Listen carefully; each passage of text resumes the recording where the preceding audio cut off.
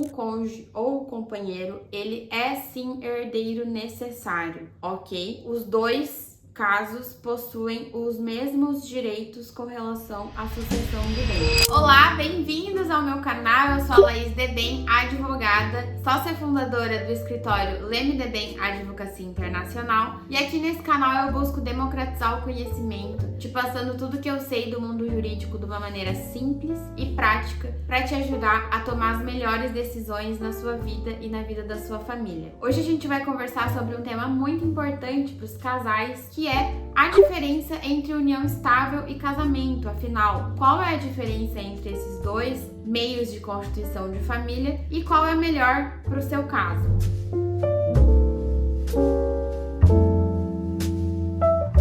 Vamos iniciar esse vídeo então falando sobre o que é uma união estável e o que é um casamento. Bom, ambos são formas de constituição de família para o direito brasileiro. Ao passo que o casamento, ele é uma forma de constituição de família formal, ou seja, ele passa por um processo burocrático específico, que a partir desse processo burocrático concluído, existe o casamento. Agora, a união estável também é a união de duas pessoas, não necessariamente precisa de registro para acontecer, ou seja, a união estável existe mesmo sem registro e o casamento não. A união estável, ela é uma união que precisa ser duradoura, contínua, pública e com o intuito de constituir família. É isso que é levado em consideração para entender se você está vivendo em uma união estável ou não. A união estável, assim como o casamento, também pode ser registrado. Ele é um contrato de convivência entre as partes ou uma escritura pública feita em cartório. Essas duas formas são possíveis para oficializar a união estável, mas a união estável não necessariamente precisa ser oficial para existir. Bom, como eu já expliquei para vocês, ficou bem claro que a forma de constituição de um casamento e de uma união estável, ela é completamente diferente. Enquanto o casamento ele precisa dessa formalidade, da burocracia, de testemunhas, de acontecer uma cerimônia civil, na união estável não necessariamente precisa acontecer tudo isso. Ela, só pela sua existência, ela já é validada. Uma curiosidade interessante sobre a união estável é que ela foi introduzida no direito brasileiro em 1916 pelo Código Civil, mas teve o seu reconhecimento apenas em 1988 na Constituição Federal. Ou seja, foi um longo período aí para essa união ser reconhecida. Os direitos e deveres com relação ao casamento e com relação à união estável, eles são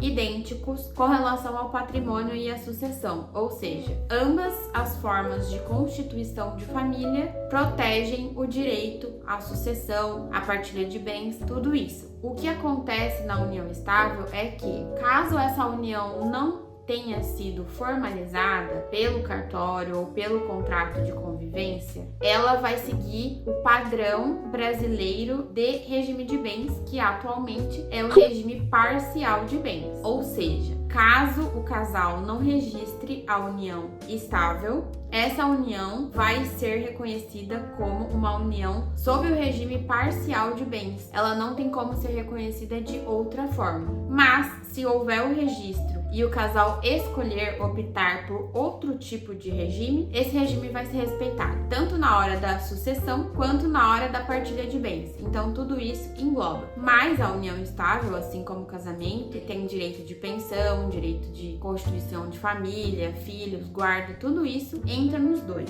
E daí a diferença maior é que esse regime de bens, ele no casamento é definido já desde o início, né? Onde tem uma data, a definição de bens, uma certidão, uma testemunha, todo esse processo burocrático, quando que na união estável não vai precisar fazer toda a prova disso, quando precisar ser reconhecida essa união, para fins de inventário, para fins de reconhecimento em plano de saúde, tudo isso vai precisar ser provado, quando que na união pelo casamento já está ali no documento de maneira simples e bem clara para toda a sociedade. Agora sobre o estado civil. No casamento, existe a alteração do estado civil, ou seja, você sai de solteiro para casado e de casado para divorciado ou viúvo. Não existe voltar para solteiro ou solteira. No caso da união estável, ele não altera em nenhum momento o estado civil, ou seja, você continua com o estado que você está no momento. Se você é solteiro,